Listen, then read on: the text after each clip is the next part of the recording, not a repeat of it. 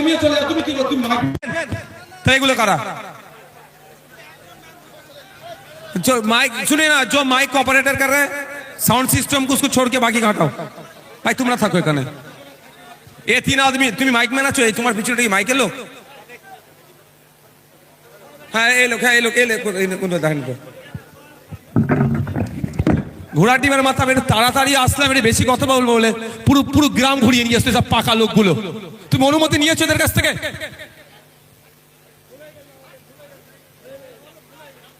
আমি বক্তব্য শেষ করে দিই, ছেড়ে দিই তাহলে এবার। তো এখানে এই মেয়েগুলো কি দোষ করেছে? পাকা হয়ে যাচ্ছে বেশি নাকি তোমরা? তোমার নেতৃত্ব এখানে তুমি না বলে কোথায় নিয়ে যাবে আমাকে? তোমার নেতৃত্ব এখানে কি বলেছে, কথা বলেছে ওদের সাথে? এর অবজারভার কে? মুসা ভাইয়ের সাথে কথা বলেছো তুমি? ওদিক দিয়ে আমাকে নিয়ে আসবে, কোন দিকে নিয়ে আসবে না নিয়ে আসবে? পাকা লোক এখানে বার করো, এখান থেকে এখানে আসো, ওখানে বসার জায়গা ওটা।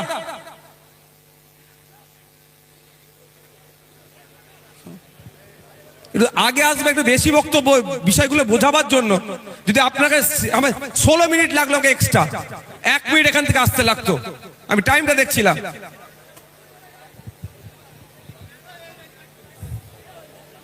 আমি একদম ইনডিসিপ্লিন আমি পছন্দ করি না ভাই।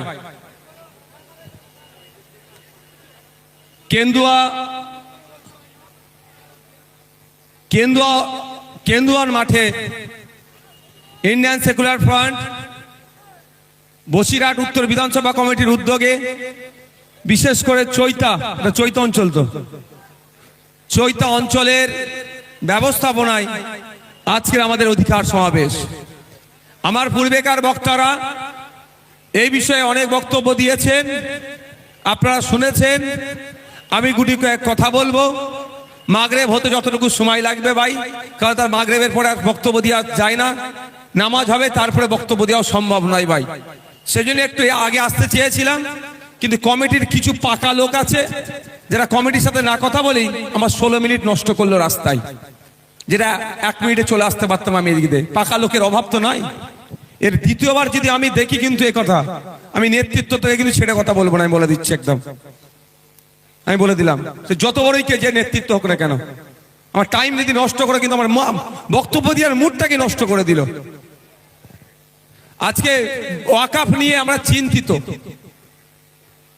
কিন্তু অ্যাকচুয়াল ওয়াকাফটা কেন কাটতে চাইছে? ওয়াকাফটাই কি ওদের আসল লক্ষ্য, না মুসলমানদেরকে আক্রমণ করা আসল লক্ষ্য? এদের লক্ষ্য একাধিক। প্রাইম প্রপার্টি গুলো দখল নিতে হবে। যে প্রাইম প্রপার্টি গুলো কেন দখল নিতে চাইছে? কুতুব ভাই তুমি দিয়েছো ওটা? প্রাইম প্রপার্টি গুলো যত পুরাতন শহর আছে ভারতবর্ষের, সেই পুরাতন শহরগুলোকে যদি আপনারা দেখেন, সেই শহরগুলোকে দেখলে দেখা যাবে 10টা 15টা 20টা যদি ভালো ভালো প্রপার্টি সম্পত্তি আছে, সেই সম্পত্তিগুলোর মধ্যে 2-4টে ওয়াকাফ সম্পত্তি আছে। এইরকম ইচ্ছা করে চাইলেও তো কেড়ে নিতে পারে না। সেই জন্য বাবুদের পছন্দ হয়েছে ওই ভ্যালুয়েবল প্রপার্টিগুলো দখল করতে হবে। সেই জন্য তারা আইনের বেড়া জালে নিজের মতো করে আইন তৈরি করে কেড়ে নেওয়ার চেষ্টা করছে। বাবু এখানে দাঁড়ালে হবে না, এখানে দাঁড়ালে হবে না, যা বসো, নাহলে চলে যাও বাড়ি, নাহলে বাড়ি চলে যাও, সিধে কোনো সমস্যা নেই। ভিড় করে কিচ্ছু লাভ হবে না যদি শৃঙ্খলাবদ্ধ না হতে পারি।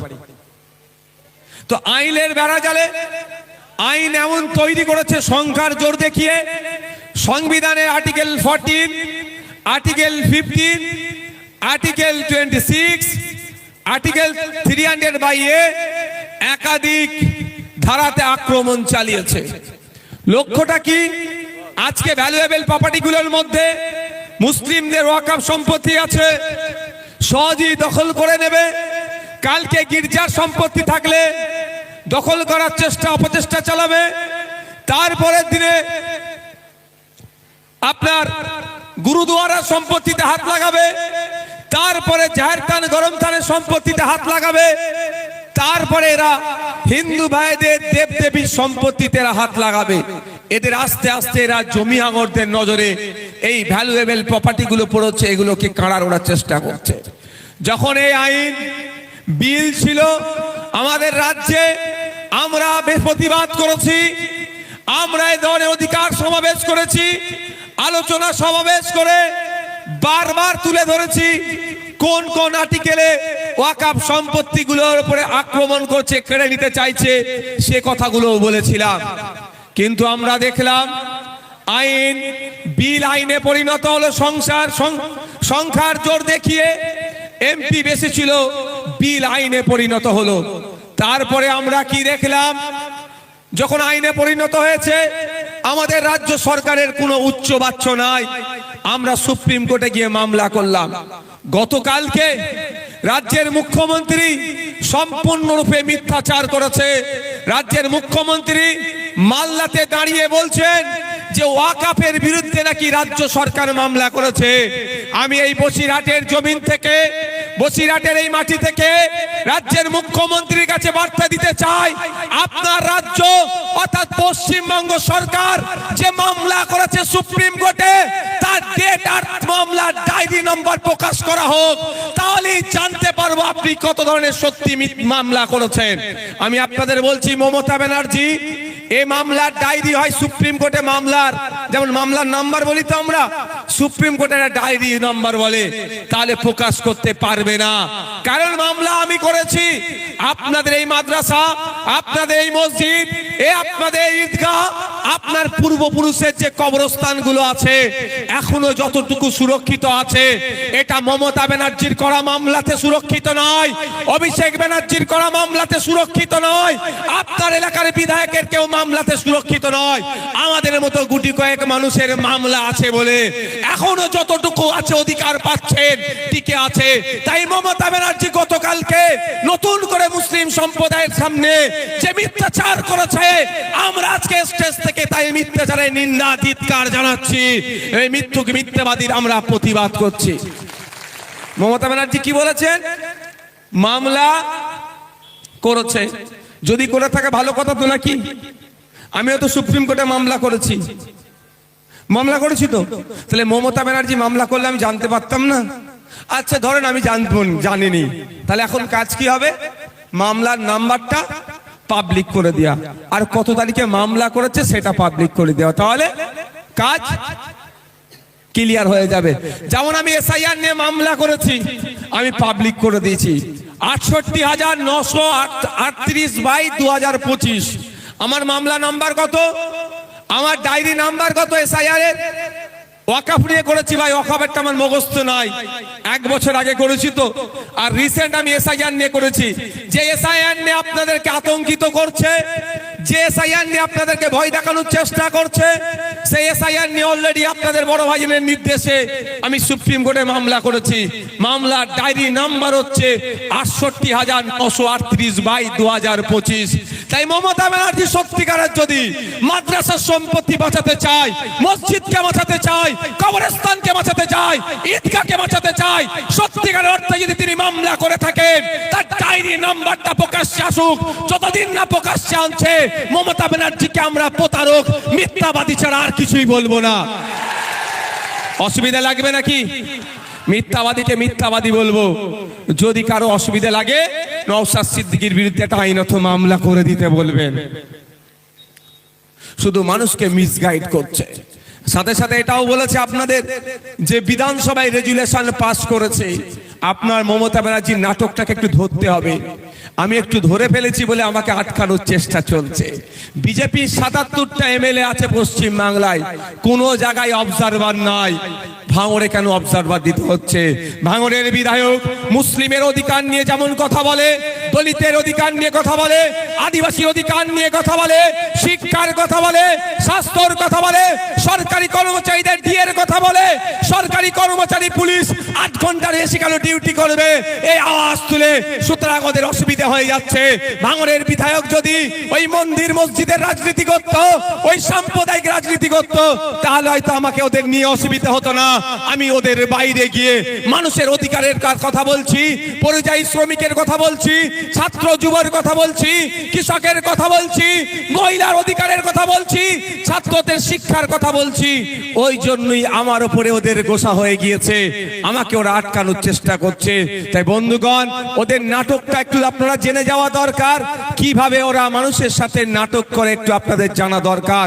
আপনারা জানলে অবাক হবেন, যখন বিল ছিল তখন 2024 সালে ওয়াকফ অ্যামেন্ডমেন্ট বিল ছিল 2024, তখন বিধানসভায় রেজুলেশন পাস করিয়েছিল।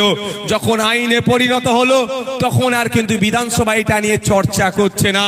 আমার যতটুকু রাজনৈতিক জ্ঞান হয়েছে, আমার যতটুকু সংসদীয় জ্ঞান হয়েছে, যে কোনো বিলের রেজুলেশন নিলে বিলকে আটকানো যায় না, কিন্তু আইনকে চ্যালেঞ্জ করে রেজুলেশন নিলে ওটা নিয়ে সুপ্রিম কোর্টে মামলা করলে ওটা কার্যকারী অনেক সব থেকে বেশি হয়। তাই মমতা ব্যানার্জি মুসলমানদেরকে বোকা বানানোর জন্য, বিজেপির কে ভালো গুড লিস্টে থাকার জন্য যখন বিল হলো তখন রেজুলেশন পাস করালো, আইন হয়ে যাওয়ার পরে আর বিধানসভায় ওয়াকফের রেজুলেশন পাস করাচ্ছে না। কিন্তু বিলটা কোনো চ্যালেঞ্জে কাজ হবে না, যখন আইন হয়েছে যদি রেজুলেশন পাস করায়, সেই রেজুলেশনটা নিয়ে সুপ্রিম কোর্টে গেলে এই আইনটা ধাক্কা খেতে কি গো পারে। আর ধাক্কা খেলে কার অসুবিধা হবে? কার হবে? একটু জোরে বলুন না। বিজেপির হবে। বিজেপির অসুবিধা হোক মমতা ব্যানার্জি কোনোভাবেই চাইবে না। তাই আপনাদের বলবো, আপনাদের সাথে যারা বেঈমানি করলো, বিচারিতা করেছে, এর জবাব দিতে হবে কি হবে না? একটু আওয়াজ দিয়ে বলুন, একটু হাত তুলে দেখান, হাত তুলে দেখান। 2026 হাতটা তুলে রাখুন। 2026 নির্বাচন আসছে। মমতা ব্যানার্জিকে এই মাদ্রাসা, মসজিদ, ঈদগাহ নিয়ে যখন আন্দোলনের কথা বলেছিলাম তখন দিল্লির যাওয়ার নিদান দিয়েছে। 2026 আসছে, আমরা কোথায় যাওয়ার নিদান দেব? আমরা এখন কোথায় যাওয়ার নিদান দেব? এই দূরে যারা আছেন কোথায় যাওয়ার নিদান দেব? দিল্লিতে যাওয়ার নিদান দেব তো নাকি? আমরা যখন মাদ্রাসা বাঁচানোর কথা ভাবছিলাম, মসজিদ বাঁচানোর কথা ভাবছিলাম, আপনারা এখানটা এত ভিড় করে আছেন কি জন্য? মুসা উপরে চলে আসো, তুমি উপরে আসো, ওখানে ভিড় করে আছো কেন? এখানে এইখানটা বলেছিলাম পুরো ফ্রি জোন রাখার জন্য। বসো এখানে, বসো। ভলেন্টিয়ার বেশি জাম করে ফেলছে তো। আমরা যখন মাদ্রাসা, মসজিদ বাঁচানোর ভাবছিলাম, মমতা ব্যানার্জি তখন আমাদের কি বলেছে? দিল্লি গিয়ে আন্দোলন করো। কত বড় মিথ্যুক বলুন তো এই দল। এরা আপনাকে আমাকে বলছে এটা দিল্লি থেকে পাস হয়েছে, দিল্লি গিয়ে আন্দোলন করো। এসআইআর যে হবে আমাদের রাজ্য, এটা কোথা থেকে বলা হয়েছে? ইলেকশন কমিশন অফ ইন্ডিয়া বলেছেন, তার সদর দপ্তর কোথায়? দিল্লিতে। তাহলে এসআইআর এর বিরুদ্ধে আন্দোলন করতে তৃণমূলের কোথায় যাওয়ার দরকার ছিল? হ্যাঁ বলুন। তা করেনি, এরা এখানেই করছে। কিন্তু আপনার মসজিদের বাঁচানোর আন্দোলন আপনি করতে গেলে দিল্লি যাওয়ার নিধান দিচ্ছে। তবে এই তৃণমূলের আমলে শুধু মসজিদের জায়গা অসুরক্ষিত নয়, একটু খোঁজ নিয়ে দেখুন আমার হিন্দু সমাজের ভাইদেরকে, বাপেদেরকে, মায়েদেরকে। এই তৃণমূলের আমলে দেব দেবীর নামে যে উৎসর্গকৃত যে সম্পত্তি আছে, এই তৃণমূল লুট করে খাচ্ছে। ঠিক যে ধরনের ফিরহাদ হাকিম সাহেব ওয়াকফ সম্পত্তি চোর, মন্ত্রীর নাম কি গো? জোরে বলুন। ওয়াকফ সম্পত্তি লুটে খাচ্ছে, যেভাবে ফিরহাদ হাকিম সাহেবের অভিযোগ আছে, খোঁজ নিয়ে দেখবেন দেব দেবীর নামে যে সম্পত্তি উৎসর্গ করেছিল সেটাও এই তৃণমূলের আমলে লুট করে খাচ্ছে এই তৃণমূলের নেতারা। খোঁজ নিয়ে দেখুন আপনারা, যে জাহের থানের সম্পত্তি, গরম থানের সম্পত্তি, গুরুদুয়ারার সম্পত্তি, গির্জার সম্পত্তি, এই তৃণমূলের আমলে লুট হয়ে যাচ্ছে। তাই বন্ধু জাগ্রত হতে হবে। শুধু মসজিদের জায়গা বাঁচানোর লড়াই নয়, মন্দিরের জায়গাও আমাদের বাঁচাতে লড়াই করতে আসতে হবে। ঈদগার জায়গা বাঁচাতে লড়াই করতে আসতে হবে। দেবদেবীর নামে যে সম্পত্তি উৎসর্গ করেছে সেইগুলো উদ্ধারের লড়াই আমাদেরকে করতে হবে। জাহের থানের সম্পত্তি, গরম থানের সম্পত্তি, গির্জার সম্পত্তি, গুরুদুয়ারার সম্পত্তি, যেগুলো লুট হয়ে গিয়েছে, আগামী দিনে আমরা ক্ষমতায় আসলে সম্পত্তি উদ্ধার করে গির্জার সম্পত্তি গির্জাকে বুঝিয়ে দেব। আপনার গরম থান, জাহের থানের সম্পত্তি তাদেরকে বুঝিয়ে দেব। দেবদেবী ইসলামে যে সম্পত্তি আছে সেইগুলো উদ্ধার করে তাদের সেবায়েতের হাতে তুলে দেব। ওয়াকফ যে সম্পত্তি আছে সেগুলোকে উদ্ধার করে মোতোয়াল্লি ওয়াকফ বোর্ডের হাতে তুলে দেব। না শুধু মসজিদের জায়গার জন্য লড়াই করবেন কি গো? হ্যাঁ, প্রত্যেকটা ধর্মস্থানের সম্পত্তি উদ্ধারের লড়াই আমরা একসাথে করবো তো নাকি? আমাদের মধ্যে এটা ভাগ করার চেষ্টা করছে, আমরা ওরা করার চেষ্টা করছে। এখানে একটা একটা স্কুলের নাম লেখা আছে দেখুন, কেন্দুয়া এফপি স্কুল। আমাদের মধ্যে আমরা ওরা করে কি হচ্ছে জানেন? একটু কালকে খোঁজ নিয়ে নেবে। আগামীকাল শুক্রবার একটু স্কুল খোলা থাকবে, কবে স্কুল বন্ধ খোলা থাকে সেটাই এখন দুষ্কর। সবসময় স্কুল বন্ধ, এটা ভালো করছে না, আপনার আমার ছেলের ভবিষ্যৎটাকে ধ্বংস করছে, এটা মাথায় রাখবে। কিন্তু প্রাইভেট স্কুলে নেতাদের ছেলেরা পড়ে, আপনার ছেলেরা প্রাইভেট স্কুলে পড়ানোর মতো সমর্থ নাই। আপনার বাচ্চাটা স্কুলে যায়, সেই স্কুলটা বন্ধ রাখছে। যাক, হিন্দু মুসলমানের মধ্যে আপনাকে আমাকে লড়িয়ে দিতে চাইছে, আপনার আমার ইস্যু হিন্দু মুসলমান করতে চাইছে, কিন্তু আপনার আমার আওয়াজ তোলা দরকার ছিল। এই স্কুলে কেন টিচার নাই? আগামীকাল গিয়ে দেখবেন স্কুলে যত রেজিস্টার আছে খুলে দেখবেন, যত ছাত্র আছে তার অনুপাতে আপনি শিক্ষক পাবেন না। কিন্তু এখানে কেন্দুয়ার মানুষ, কে হিন্দু চৈতা অঞ্চলের মানুষ, বসিরহাট উত্তরের মানুষ, কে হিন্দু কে মুসলমান দেখার দরকার নাই, প্রশ্ন করা দরকার 2012 সাল থেকে 2024 সাল পশ্চিম বাংলায় কেন 25,000 প্রাইমারি স্কুল বন্ধ হলো? এই জবাবটা মমতা ব্যানার্জিকে দিতে হবে, এই জবাবটা অভিষেক ব্যানার্জির পিসিকে দিতে হবে। কারণ এই যে 25,000 স্কুল বন্ধ হয়েছে, আপনাদের জেনে রাখা দরকার ওই স্কুলগুলোতে কোন নেতার ছেলেরা পড়ে না, কোন বড় নেতার ছেলেরা পড়ে না। ওই স্কুলগুলোতে আপনার আমার বাড়ির ছেলেরা পড়ে, যারা দিন আনে দিন খায়, যারা ডে লেবারের কাজ করে, যারা ভ্যান চালায়, যারা রিক্সা চালায়, যারা চাষবাস করে, যারা আপনার ঠেলা নিয়ে ব্যবসা বাণিজ্য করে, ছোট ছোট দোকান লাগায়, তাদের ছেলেরা পড়াশোনা করে। যার পরিবার দিন গেলে 300 টাকা ইনকাম করতে কষ্ট হয়, তাদের পরিবারের ছেলে মেয়েগুলো ওই স্কুলগুলোতে পড়তো। আর রাজ্য সরকার সুকৌশলে শিক্ষিত হতে আমাদের পিছিয়ে বর্গের ছেলেদেরকে না দেয়, সেই প্ল্যান পরিকল্পনা করে 25,000 স্কুল বন্ধ করে দিয়েছে। ওর ইফেক্ট কার উপরে পড়বে ভাই? তখন কি দেখে বলবে নাকি কে হিন্দু কে মুসলমান? দেখে বলবে? আচ্ছা বলুন, যারা ভ্যান চালায় কি হিন্দু কে মুসলমান আমরা কোনোদিন ভাগ করেছি? কৃষকের মধ্যে হিন্দু মুসলমান ভাগ করেছি? দিন আনে দিন খাই চিনি, তাদের মধ্যে আমরা হিন্দু মুসলমান ভাগ করেছি? যে 25,000 স্কুল বন্ধ হয়েছে, খোঁজ নিয়ে দেখুন। যেখানে নমশূদ্ররা বেশি থাকে, যেখানে আদিবাসীরা বেশি থাকে, যেখানে মতুয়ারা বেশি থাকে, যেখানে মুসলমানরা বেশি থাকে, যেখানে পিছিয়ে বর্গের মানুষ বেশি থাকে, সেই স্কুলগুলোকে ইচ্ছা করে বন্ধ করে দিয়েছে। কারণটাই, যদি আপনার ছেলে মেয়েরা পড়াশোনা করে উচ্চ শিক্ষায় শিক্ষিত হয়, তাহলে শুভেন্দু অধিকারীর সুরে সুল মিলিয়ে হিন্দু হিন্দু ভাই ভাই বলার লোক থাকবে না। আর মমতা ব্যানার্জির দলের হয়ে লাঠায় ভোট লুট করার, বুথ দখল করার, মারামারি করার, গোলাগুলি করার, বোমাবাজির লোকও আর থাকবে না। তাহলে ওদের ক্ষতি হয়ে যাবে। নেতার ছেলের হয়ে মারপিট কে করবে? খারাপ ভাবে নেবেন না, একটা কথা বলি, এখন খোঁজ নিয়ে দেখুন, যে নেতা ছিল তার ছেলের হয়ে, তার হয়ে আপনারা মারপিট করেছেন। আপনার ছেলেদের ভবিষ্যৎগুলো নষ্ট করছে কেন? দেখবেন নেতার ছেলে কোথা পড়ছে? বিদেশে। আমাদের বর্তমান যিনি বিদেশ মন্ত্রী আছে এস জয়শঙ্করজি, তার ছেলে কোথা পড়াশোনা করে খোঁজ নিয়ে দেখুন, এখানে নাই, বিদেশে। আর ওই জয়শঙ্করজিকে যারা ক্ষমতায় নিয়ে এসেছে, যাদের ছেলেরা প্রাইমারি স্কুলে গেলে স্কুল আর শিক্ষা দেওয়ার জায়গা নেই, মিড ডে মিল খাওয়ার ঘরে চলে আসো। 1 লক্ষ স্কুল সারা দেশে বন্ধ হয়ে গিয়েছে বিজেপির আমলে।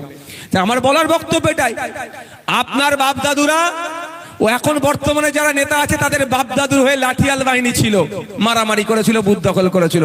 কেউ শ্মশানে গেছে, কে কবরস্থানে গেছে, ধ্বংস হয়ে গেছে, কেউ কি বলে মারা গেছে, আর কেউ জেল খেটে ধ্বংস হয়েছে। এখন আপনাদেরকে বর্তমান নেতাদের লাঠিয়াল বাহিনী হিসাবে রাখতে চাইছে। আর ভবিষ্যৎ প্রজন্মের কথা ভেবে নেতারা তাদের ছেলেগুলোকে বিদেশের নামি দামি ইউনিভার্সিটিতে পড়িয়ে নিয়ে আসবে, আর আপনার ছেলেগুলোর এলাকায় স্কুলগুলোকে বন্ধ করে মূর্খ করে রাখবে। কারণ ওর ছেলেগুলো বিদেশ থেকে পড়াশোনা করে এসে নেতা হবে, আর আপনার ছেলেগুলোকে দিয়ে বুথ দখল, মারামারি, হিংসার কাজে লাগানোর চেষ্টা মমতা ব্যানার্জি এখন থেকে করছে। তাই ভাবার সময় আসেনি এখন আমাদের?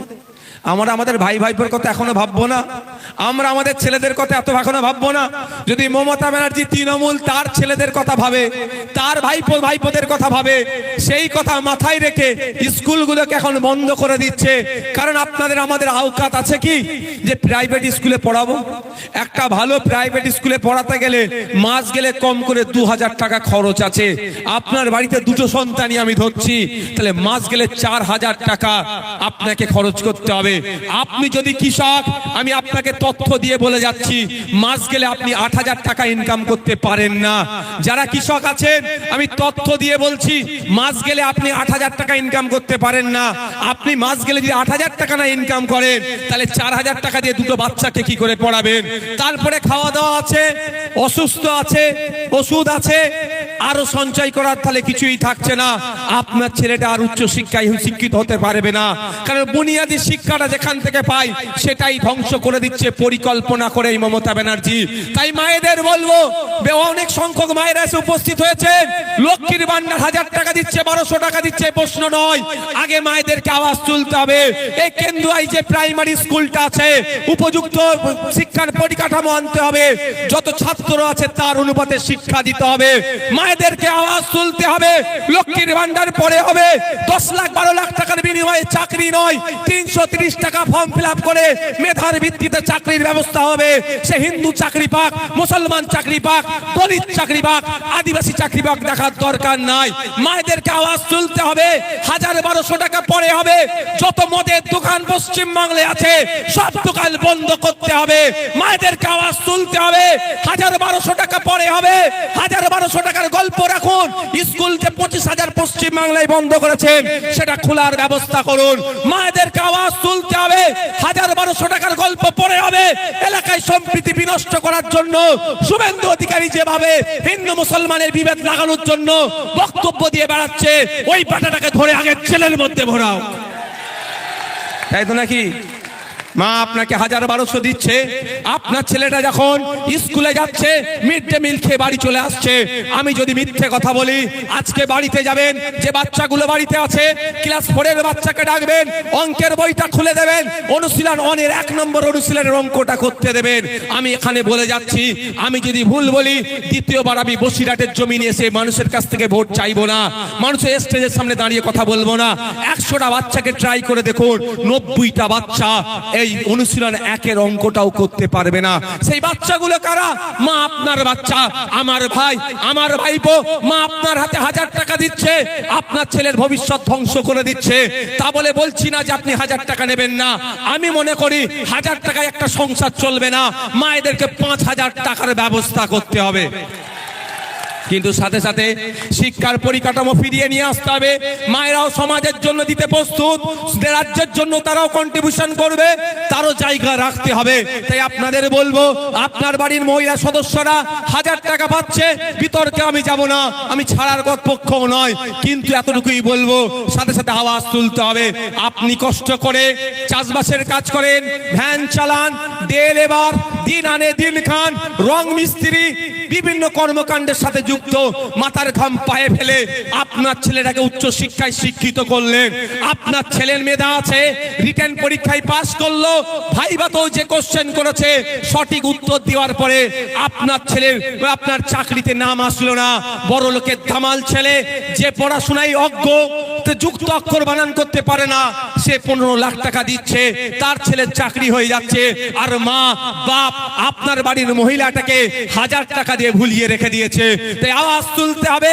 লক্ষ্মীর ভান্ডার পরে হবে, এই দুর্নীতি মুক্ত চাকরির ব্যবস্থা করতে হবে। ইন্টারভিউর মর্ম যখন হবে তখন লাইভ টেলিকাস্ট হোক, কার ছেলে কোটার প্রশ্নর কি উত্তর দিয়েছে লাইভ সবাই দেখতে পাবে। আপনার ছেলে যদি মেধা থাকে ওই লড়ে আসবে, আর যার ছেলের মেধা নেই টাকা দিয়ে সব চাকরি পাবে না। এই ব্যবস্থার দাবি আপনাদের তুলতে হবে। অন্যথায় 1000 টাকা দিয়ে ভুলিয়ে দিল, আর আপনার ছেলের চাকরিটা ওরা আবার 15 লক্ষ টাকায় বিক্রি করে দিল। কোনটা চাই আপনার? আপনার ছেলের চাকরি দরকার না 15 লক্ষ টাকার আপনার ছেলে চাকরিটা বিক্রি করে দেবে? বলুন। এখানে যারা আছেন ছেলের চাকরির জন্য 15 লক্ষ টাকা দিবার মতো সামর্থ্য আছে? ও মায়েরা আছে নাকি গো? তাহলে আপনার ছেলে তাহলে মেধার ভিত্তিতে চাকরি হবে। মেধার ভিত্তিতে 100% রোস্টার মেনটেন করে চাকরি হবে। দুর্ভাগ্য আমরা এখানে, আপনারা অবাক হবেন, ফেক এসটিএসসি সার্টিফিকেটের রমরমা। যে আসল দলিত আসল আদিবাসী তারা চাকরি পাচ্ছে না, তাদের কোটাতে যারা দলিত আদিবাসী নয় তারা চাকরি করে নিচ্ছে। তাই ইন্ডিয়ান সেকুলার ফ্রন্ট বলছে মমতা ব্যানার্জিকে যে আপনার সরকার চলছে না, এটা সার্কাস চলছে। সারা পশ্চিম বাংলাতে 1 কোটি আদিবাসী নয়, এইদিকে 1.5 কোটি আদিবাসী এসটি সার্টিফিকেট ইস্যু হয়ে গেছে। অর্থাৎ 50 লক্ষের অধিক নন আদিবাসীরা আদিবাসীদের কোটায় চাকরি নেওয়ার চেষ্টা করছে। এই করে আদিবাসীদের উন্নয়ন হয় না, কিন্তু আদিবাসী মায়েদেরকে মাস গেলে 1200 টাকা তাদের হাতে ধরিয়ে দিচ্ছে। তাদের ছেলের কোটায় যে চাকরি, এই রাজ্য সরকার, এই মমতা ব্যানার্জি, এই চোর, জমি চোর, ওয়াকফ সম্পত্তি চোর ফিরাদ হাকিমরা লুট করে নিয়ে নিচ্ছে। আমাদের লড়াইটা কোন জায়গায় বুঝতে পেরেছেন? আমাদের লড়াইটা হচ্ছে যার আদিবাসীর যে চাকরি পাওয়ার দরকার সে আদিবাসীকে সেই চাকরিটা বুঝিয়ে দিতে হবে। যে প্রকৃত দলিত তাকে তার চাকরিটা বুঝিয়ে দিতে হবে। আর সর্ব একটা এই সময়ের মধ্যে মমতা ব্যানার্জি প্রতিনিয়ত আপনাদেরকে একটা করে উপহার দিয়ে যাচ্ছে। আপনারা মানে যারা এখানে সংখ্যাগরিষ্ঠ মুসলমান, এই মধ্যে যারা বেশি সংখ্যা আছে তারা তো মুসলমান, নন মুসলিম ভাইরা এখানে আছে, মুসলমানদেরকে উপহার দিয়েছে কি? OBC certificate. ওবিসি সার্টিফিকেট রেখে দেওয়া, বাড়িতে আর ছিঁড়ে ফেলে দেওয়া দুটোই সমান। আপনার বাড়িতে যারা উচ্চশিক্ষায় প্রস্তুতি নিচ্ছে, চাকরির এক্সামের সাথে যারা প্রস্তুতি নিচ্ছে তাদেরকে জিজ্ঞাসা করবেন। মমতা ব্যানার্জি নতুন লিস্ট যেটা তৈরি করেছে মুসলমানদের আশীর্বাদ নয়, এটা অভিশাপের মতো। তাই মমতা ব্যানার্জিকে আমরা জানাতে চাই, এই কেন্দুয়ার মাঠ থেকে বলতে চাই, আপনি কোন সার্ভের ভিত্তিতে লিস্ট তৈরি করেছেন সেটা পাবলিক করতে হবে। আমরা কে হিন্দু চাকরি পাক, কে মুসলমান চাকরি পাক, সেই বিতর্কে আমরা নাই। আমাদের বক্তব্য হচ্ছে ব্যাকওয়ার্ড ক্লাসেস অ্যাক্ট অনুযায়ী প্রপার ওয়েতে সার্ভে করে, সায়েন্টিফিক ওয়েতে সার্ভে করে, যাকে যে জনগোষ্ঠীগুলোকে ব্যাকওয়ার্ড হিসাবে ইনক্লুড করার দরকার তাদেরকে ইনক্লুড করা হোক। কিন্তু তার আগে সার্ভে করতে হবে। মুর্শিদাবাদের ওবিসি জনগোষ্ঠী, মালদার শেরশাবাদিয়া জনগোষ্ঠী, দিনাজপুরের শেরশাবাদিয়া জনগোষ্ঠী ওবিসি এ থেকে ওবিসি বি তে পাঠানো হয়েছে। আমার প্রশ্ন এখানে, মুর্শিদাবাদে গিয়ে সার্ভে হয়েছে না মমতা ব্যানার্জির কালীঘাটে সার্ভে হয়েছে? এটাও প্রকাশ্য আনতে হবে। আমি মমতা ব্যানার্জিকে বলতে চাই, আপনি মুসলমানদেরকে নিয়ে, আপনি দলিতদেরকে নিয়ে যে দ্বিচারিতা করছেন, আপনি আদিবাসীদের সাথে আবেগকে নিয়ে যে দ্বিচারিতা করছেন, এই দ্বিচারিতার জবাব কিন্তু আগামী দিনে এই বসিরহাট থেকে, এই বারাসাত থেকে, এই ঝাড়গ্রাম থেকে, এই ঠাকুরনগর থেকে, রাজ্যের বিভিন্ন প্রান্ত থেকে যারা আমরা পিছড়ে বর্গের মানুষ ঐক্যবদ্ধ হয়ে আপনার কাছ থেকে কিন্তু জবাব চাইতে চাবো। আপনি তখন পালিয়ে বাঁচতে পারবেন না গণতান্ত্রিক প্রক্রিয়ায়। আপনাকে আমরা পালিয়ে চলে গেলে, পালিয়ে বাঁচতে পারবেন না শব্দটা আমি প্রত্যাহার করলাম। পালিয়ে চলে গেলে কিন্তু হবে না, আপনার কাছ থেকে আমরা উত্তর নিয়ে আমরা ছাড়বো। আপনারা অবাক হবে, আপনাদের বাড়ির যে ছেলে মেয়েরা উচ্চ শিক্ষায় শিক্ষিত হয়েছে, কষ্ট করেছেন, আপনারা মেহনতে টাকা দিয়ে পড়িয়েছেন, এবার চাকরির জন্য একটু প্রিপারেশন নিচ্ছে, একটু খোঁজ নিয়ে দেখবেন। আমি যদি ভুল বলি একটু খোঁজ নিয়ে দেখবেন। যা 2-4টে শিক্ষক দেখতে পাচ্ছিলেন, মমতা ব্যানার্জি আপনাদেরকে যা অভিশাপ দিয়েছে সেটাও আর পাবেন না, এমন ওবিসিটা করেছে। আর কিন্তু বাইরে মুসলিম তোষণের গল্প শোনাচ্ছে। মুসলিম তোষণের জন্য আমি মমতা ব্যানার্জি মুসলমানদেরকে শোষণ করছে, আদিবাসীকে ভালোবাসার নাম করে আদিবাসীর অধিকারকে কেড়ে নিচ্ছে। আপনারা অবাক হবেন। আমাদের নদিয়া জেলার একটি ঈদগাহকে দখল করে নিতে চাইছে তৃণমূলীরা, সেখানে সরকারি প্রকল্প করবে। কেন্দ্রের বিজেপি সরকার আইনের মাধ্যমে দখল করতে চাইছে মসজিদ। এখন মসজিদ, আগামী দিনে মন্দিরকে ওরা ছাড়বে না, মন্দিরের জায়গাকে এরা ছাড়বে না। এরা জমি হাঙর, ভালো জমি এরা পেলেই নেবার চেষ্টা করছে। এখন ভালো জমির মধ্যে ওয়াকফ গুলো আছে, ওয়াকফ নেবে, কালকে অন্যগুলো নেবে। তাই আজকে থেকে আমাদের লড়াই শুরু করতে হবে। তো যেটা বলছিলাম, ঈদগার জমি দখল করছে কে? তৃণমূলের সরকার, রাজ্য সরকার। এটা বলে যাচ্ছে আপনাদের। আজকেও মুর্শিদাবাদে নাকি অনেক বড় বড় কথা বলেছে। মমতা ব্যানার্জি যদি সাহস থাকে, আমি আর মমতা ব্যানার্জিকে বসার ব্যবস্থা আপনারা করুন, চ্যালেঞ্জ করুন। একদিকে মমতা ব্যানার্জি থাকবে, উল্টো দিকে আমি থাকবো, মধ্যখানে ক্যামেরা থাকবে, আর কেউ থাকবে না। আমি প্রমাণ করে দেবো পশ্চিম বাংলার মানুষের 1947 থেকে 2011-তে যত না ক্ষতি করেছে এই মমতা ব্যানার্জি, 2011 থেকে 2025 সব থেকে বেশি ক্ষতি মুসলমানদের করেছে, দলিতদের করেছে, আদিবাসীদের করেছে এই মমতা ব্যানার্জি। পশ্চিম বাংলার শিক্ষিত যুবকদের করেছে, এটা আমি প্রমাণ করে দেবো। আর আমি যদি না প্রমাণ করাতে পারি, আমাকে যদি তৃণমূলের ঝান্ডাটা ধরাতে বলে মমতা ব্যানার্জি, আমি হাসতে হাসতে ধরে নেব। আমি যদি ভুল হয়, আর মমতা ব্যানার্জি যদি ভুল হয়ে যায়, আমাদের ঝান্ডা আমি ধরাবো না, বলবো আমি আপনার বাংলার মানুষকে এবার নিস্তার দিন, আপনি একটু অব্যাহতি নিন। হবে? চ্যালেঞ্জ গ্রহণ করুক, আমি পদে পদে বুঝিয়ে দেব প্রত্যেকটা কোথায় কোথায় মিথ্যে কথা বলছে। আমি প্রত্যেকটা অ্যাঙ্গেলে আমি ধরে দেখিয়ে দেব যে আপনি পশ্চিম বাংলার মানুষের সাথে দ্বিচারিতা করেছেন, আপনি আদিবাসীদের ভালোবাসার কথা বলছেন।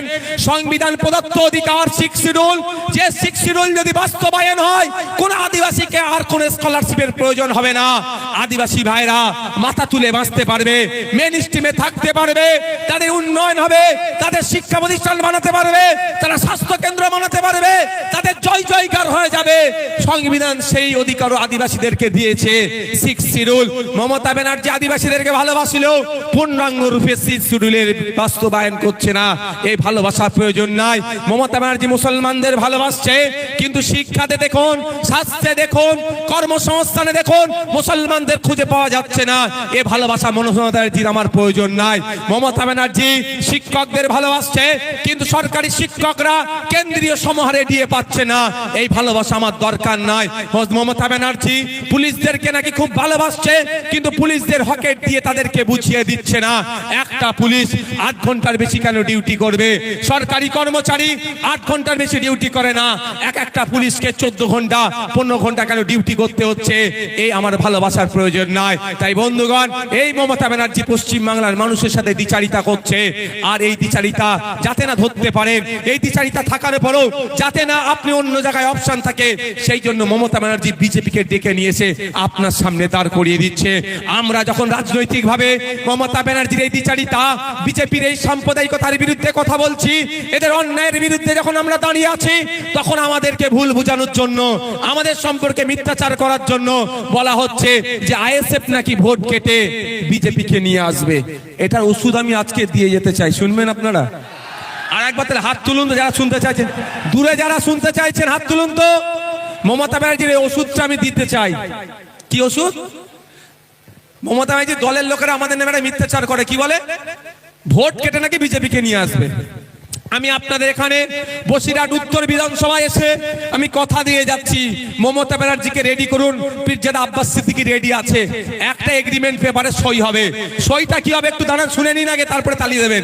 একটা সই হবে, লিখবে আব্বাস সিদ্দিকী, যেখানে যেখানে আইএসএফ প্রার্থী দেবে, যদি ওখানে ভোট কেটে বিজেপি আসে, তৃণমূল তথা মমতা ব্যানার্জি যা শাস্তি নেবে, নওশাদ সিদ্দিকী মাথা পেতে মেনে নেবে। আর ওখানে মমতা ব্যানার্জিকে লিখতে হবে, তৃণমূল যেখানে যেখানে প্রার্থী দেবে, যদি ভোট কেটে বিজেপি আসে, তাহলে আইএসএফ যা শাস্তি নেবে, তৃণমূলকে মাথা পেতে মেনে নিতে হবে। ও দুধকে দুধ, পানিকে পানি, তাহলে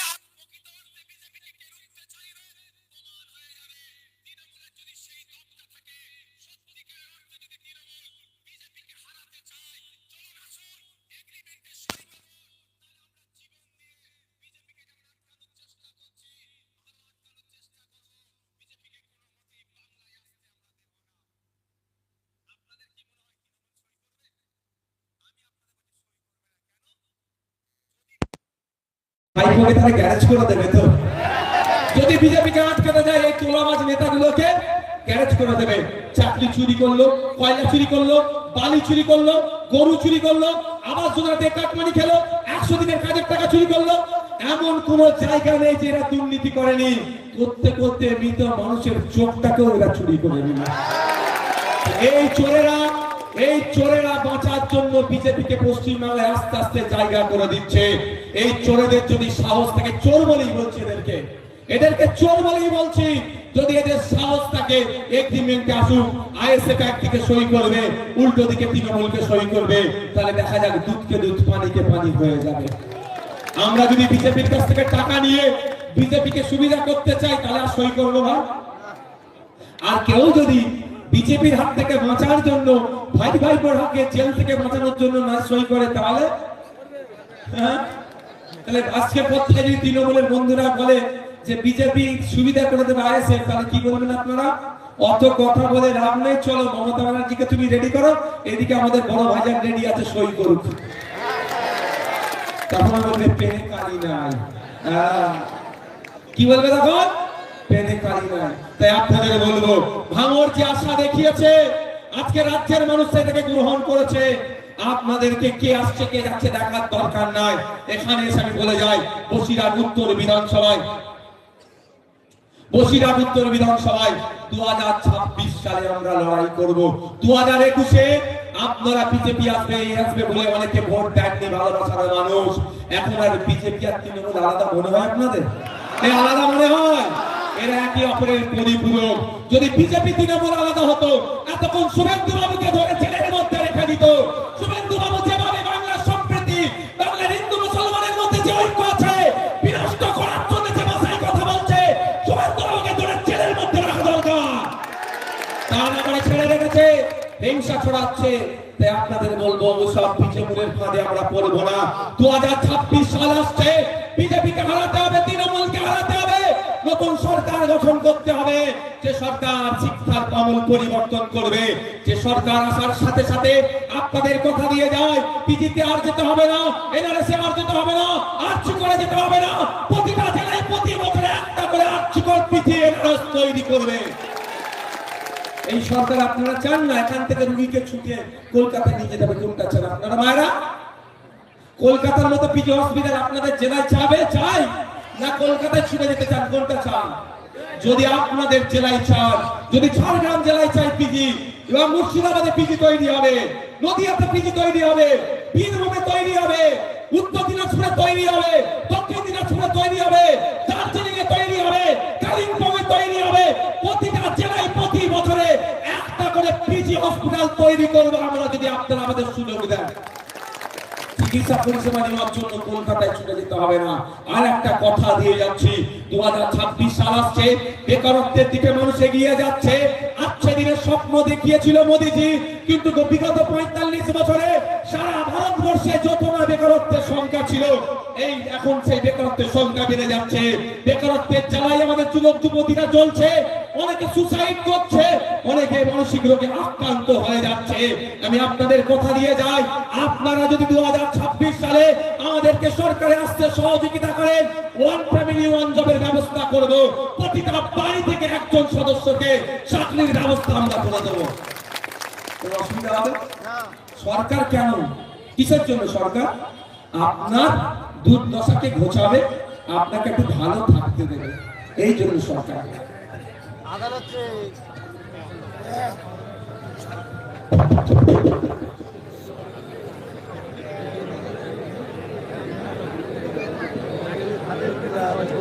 কথা বলতে